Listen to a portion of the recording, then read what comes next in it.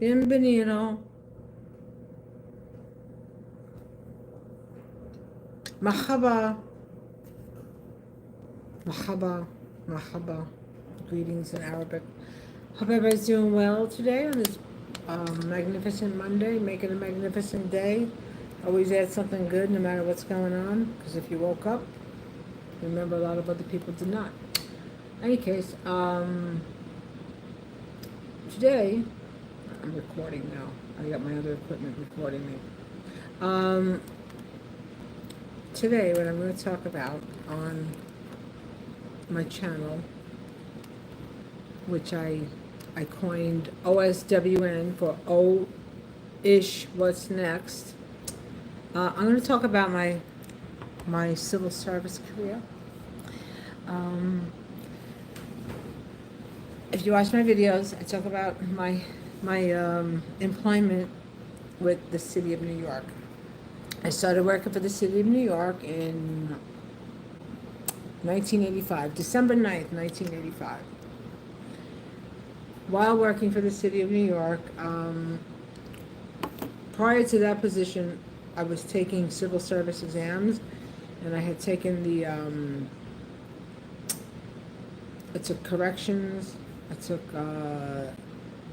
first the NYPD, then corrections, and to do that because, like I said, I learned the hustle and flow about money from a long time ago, and my stepfather worked for sanitation, and when I was younger, with my creativity, I wanted to go to Juilliard, and well, that didn't happen because I got married young, had my son, and then after that, I was waitressing, doing temp work, and this and that, and you know, my stepfather, because I wanted to do the acting. My stepfather was like, "Kid, there ain't no gold in the street. It's either college or civil service." So civil service. I wanted the military, like I said, but because I had my son, I didn't know then that, you know, at a young age that I could have taken him with me to a base. But anyway, so started working for the city in 1985, and with that, like I said, I had prior to becoming hired as a civilian with the former transit police. The job title I had was police administrative aide. Starting salary $17,097. Yeah. Put my place. I was always very demure, and like I said, I never disagreed with my husband ever. I placed my 15 cents on the counter at 370 J Street, and I solemnly swear. Anyway, I became a civilian. I became a civilian employee with the police. So getting back to the test. Okay, so now I had taken these tests, scored high. Anybody could score high in those tests. It's like, you know, I mean, I'm not one to say that I'm like a so scholarly type, but I'm not a slouch. You know, I got street smarts, I got book smart. Pass these tests, right? Then I go, I do the physical for NYPD.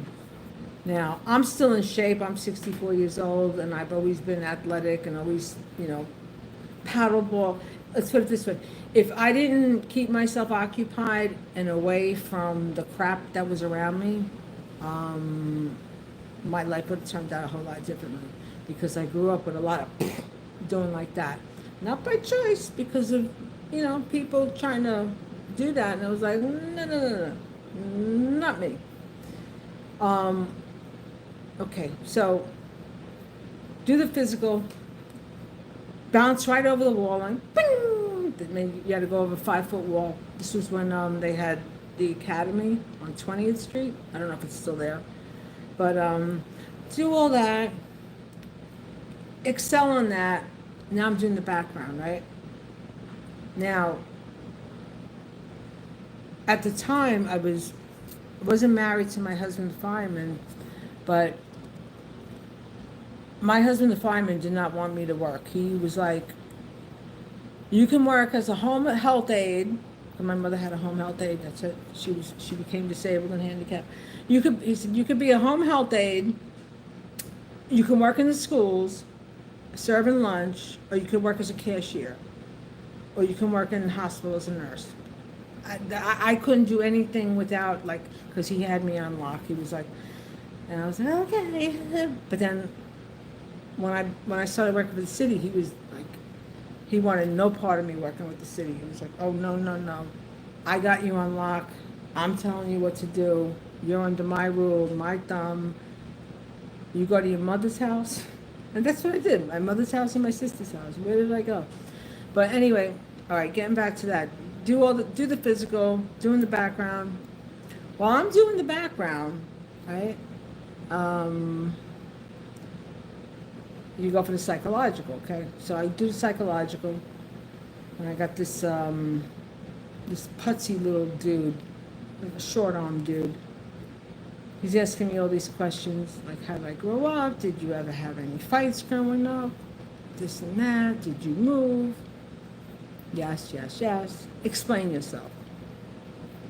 People put their hands on me. I responded in kind. Well, what do you mean? If somebody put their hands on me, I reciprocated. Very simple. That's the rule of the street. So he's writing this down with his. And I'm watching this guy, and I'm like, look at this movie. Because I knew what the game was, right? But then I was like, okay. So I'm being real. I'm being 100%, and I'm telling this guy. Then I had gotten mugged, and then he asked me about that, and I said, well, I didn't want to leave the house because I was shook up. Well, what do you mean? What do I mean? I said, the guy walked up to me. He said, you got money? I said, got no money. You got money? Got no money. Boom! I get knocked. I fly into the street. White Plains Road, 229th Street, White Plains Road. January 9th, 1981.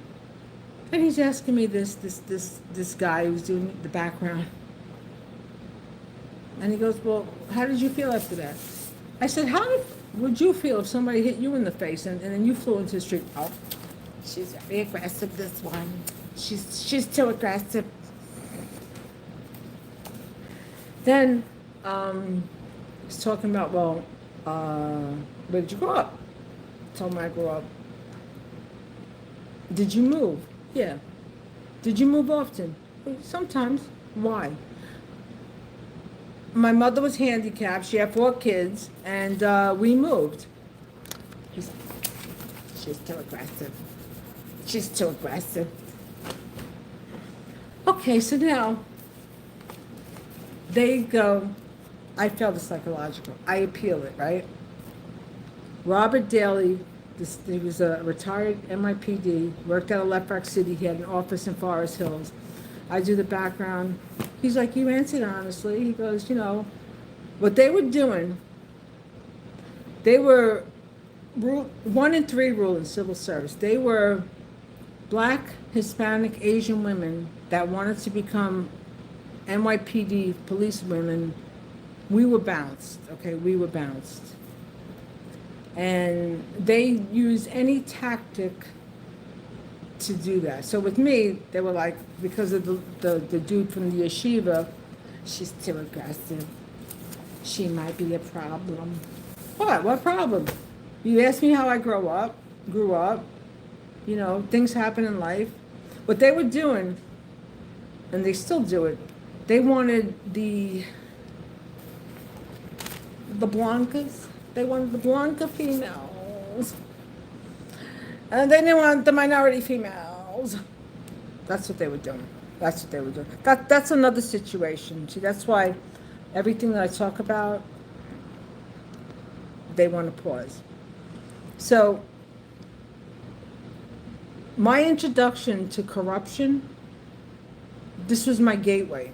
By watching what I saw between growing up in the streets in New York, between witnessing the waste and the BS with the police department, So now, what happened with that? Now with the psychological, I peel it, right, and I'm pursuing it, and I'm like, this time I'm like, you know what? these mother, you know what they could do? Because this is God's will. But in the meantime, I'm doing the background investigation, and I was doing the corrections. The investigator from the NYPD and the investigator from the corrections, they both said to me, well, you're linked with OC because of your son's father. I said, I'm what? I said, no, I'm not. I said, I got married at 18. Whatever these people do in the streets, I have no involvement with them. I have no involvement with them. Okay? I said, and to further prove that I have no involvement with them, I'm getting public assistance for me and my son. So what the are you talking? They were like, she's aggressive. She's not going to take no ass from us. Anyway, that's what they tried. They tried that. And I have it all documented. See, I have been a paper collection rat since a young age. And I've been like that because I seen the game. I witnessed the game from a young kid. Like I said, from a young kid. So this is what the NYPD did, and they call it the 1 in 3 rule. But it's okay, because that's another subject. But I bring up these topics and I talk about this stuff because it's Corruption Central. It's Corruption Central. And Corruption Central is on the local municipality levels. Corruption Central is on the state. And it's on the federal. It's on the federal. And what we're witnessing now, Corruption Central, we're witnessing 2 people that are not qualified to lead our country, but because of Corruption Central and how things go, well, more than likely it'll be Trump in office, or it'll be Joe. Joe seems to be now more cognizant and more aware. Thank you. Stay that way. Stay on track. But at the end of the day, it's Corruption Central. It's Corruption Central on so many levels, because I'm going to bring it back to something. I'm going to bring it forward, right, to politics, right?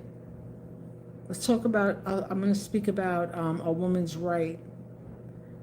Republicans want to go against a woman's right, right? They want to go against a woman's right to choose, but yet those same Republicans will then get bank from pharmaceutical companies, and get that bank from pharmaceutical companies that donate to their campaign, who also are the facilitators for equipment use for women's health.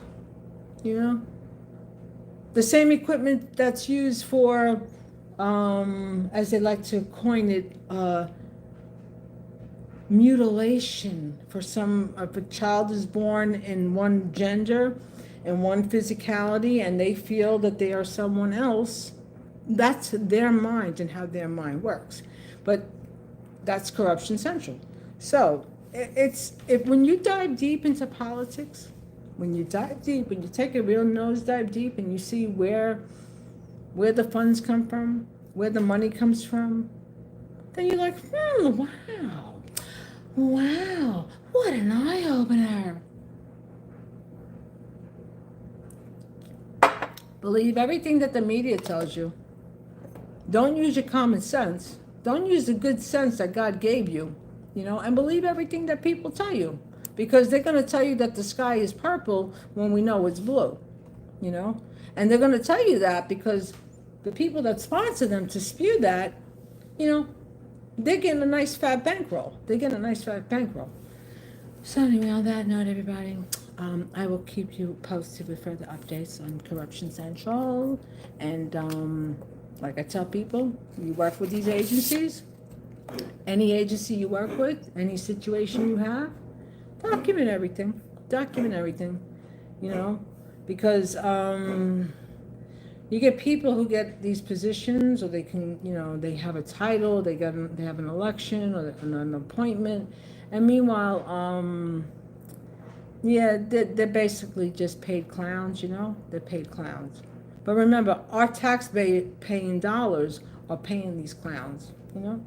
So we're the ones who buy the tickets for the clown show, okay? I repeat that. We're the ones who buy the tickets for the clown show that we see. So, be more selective in your clown selection. That's what I got to say. Anyway, till next time. And it's being duly picked up. So whatever you try to suppress, you're not suppressing it. On that note, have a great day. And for anybody who wants to follow my whereabouts, so you're being watched. Till next time. Peace and blessings. Pray for world peace. Pray for world peace. Alhamdulillah Rahman Rahim. End the war, end the war. And another thing on that, the Mr. Netanyahu, he basically wants to just stay in power. He wants to stay in power. And on another subject with that, I was watching, they're having an auction. They're having auctions. This is how screwed our government is and our society.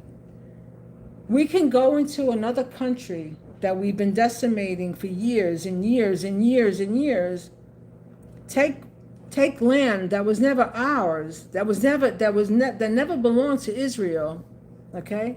Because of the Balfour Declaration, that because the Europeans didn't want the Jews in Europe, they wanted them elsewhere.